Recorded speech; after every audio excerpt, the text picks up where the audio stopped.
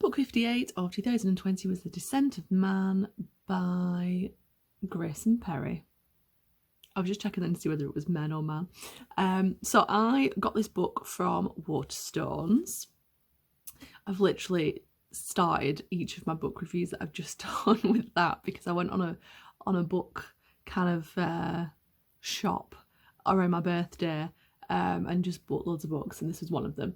So I am very, very interested in feminism, but from a male perspective, because I think that with feminist movements, what tends to happen is that there seems to be this blanketing of men, particularly white, middle-aged men, that they're all kind of the same and that they're all party to the patriarchy and you know, benefiting from the patriarchal system, and that is not always the case. And so I'm always interested to read from the perspective of men.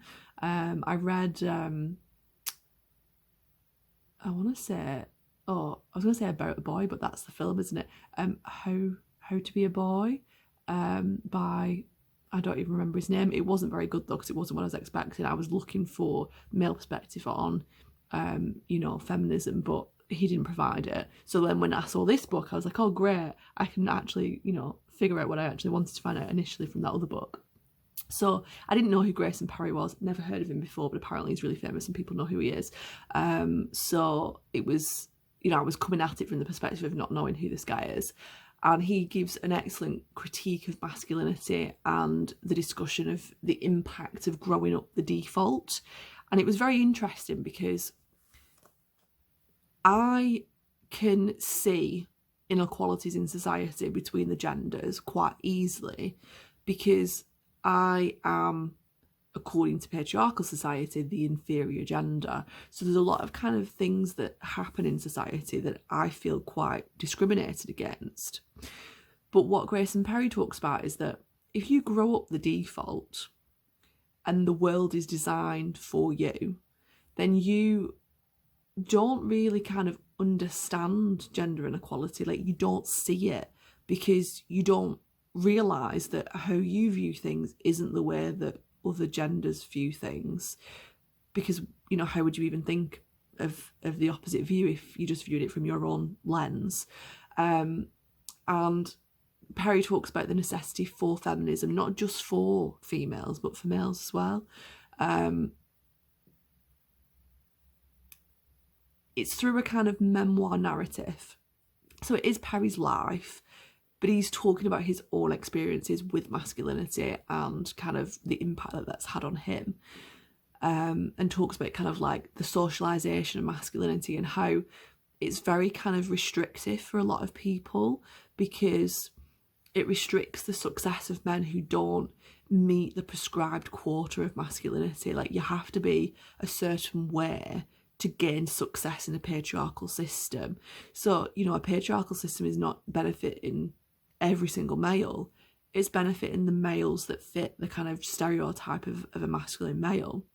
So it's discriminatory for a lot of people. And it also, you know, this idea that men have to be a certain way, it restricts men's personal growth, because they don't grow up into being nurturing adults, because they're taught that nurturing and being social with other people and being kind and whatever is not a masculine trait, it's a feminine trait. And if you're like that when you're younger, you get bullied for it because you're being a girl. You know, there's this kind of like conversation, isn't there, that if a boy does something that is deemed to be not good, they're called a girl for it.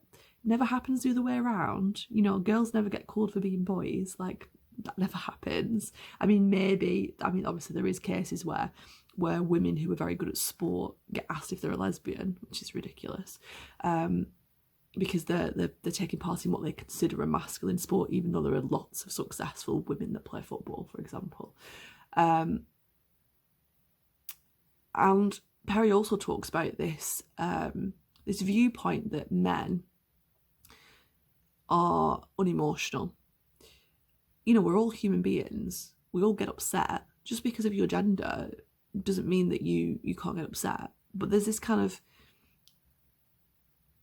perception that men shouldn't cry, and people feel uncomfortable seeing men cry, more so than if they see a woman cry. Like, why is that? That is so unfair and so unequal, and it's causing men to suppress their emotions and to bottle them up and to not, get social support. Like, it's very acceptable for a woman who's feeling upset to get social support, but a man's less likely to reach out because of the way that they've been socialised, the way that it's not, they say things like man up and, things like don't be a girl, don't be a sissy, that kind of dialogue within society means that men are more likely to commit suicide.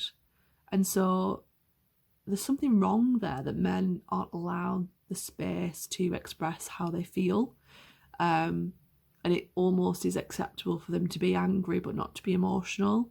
And obviously it's the opposite for women. Like, women can't be angry but they can be upset.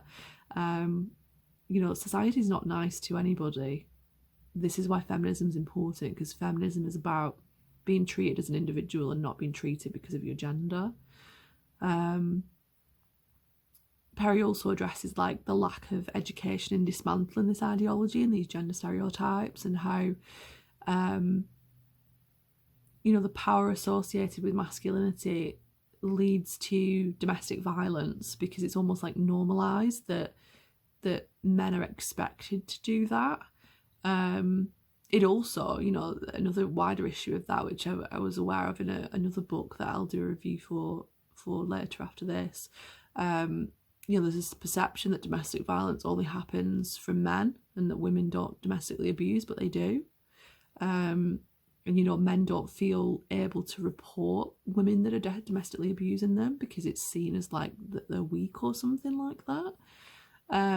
And there's also, Perry comments on this kind of like normalisation of pornography, and how if pornography is normalised in the way that it is, and it's not recognised that that is not how you have sex normally, then it leads to sexual unfulfillment, not only for, men, but for women as well, because it's not, sex is about having an intimate relationship with someone and kind of, meeting each other's needs.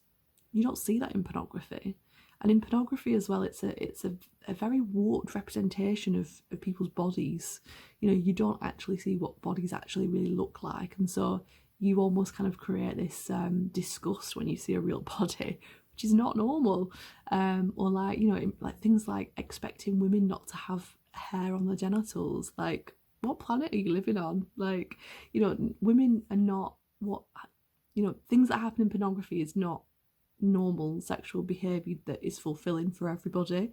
I respect that everyone has different tastes and everyone gets fulfillment in different ways, but the majority of people wouldn't be fulfilled by having sex in a way that is demonstrated by pornography, because it's objectification. It's for sexual fulfillment only, and that's not how you are in a mature relationship with another person. You have to respect that other person and how the other person feels, and making them feel safe and not objectified. So it doesn't lead to a great relationship. So I thought that this book was great, discussed a lot of kind of topics, and obviously it's in a, as I mentioned before, a memoir kind of style, so it's very accessible. It's just kind of like chatting about his life and his experience of masculinity, and he comments on a lot of things that I'd been thinking about, and I think it's important to recognise that although we're in a patriarchal society, and although there is discrimination against women because they're not men, and the default sees things from their own lens and not through a feminine lens, because they there's a lack of conversation about it, a lack of recognition about it, in the same way that there is about privilege and being white and things like that. I think it's important to recognise that not every man benefits from the patriarchal system, and that there are inequalities for men in society as well that we need to recognise, because it's having a negative impact on the men in our lives, so that they can't be fully developed adults who are okay with being nurturing and looking after us. And so I think it's something that definitely needs to be addressed, and I would recommend reading it for that reason.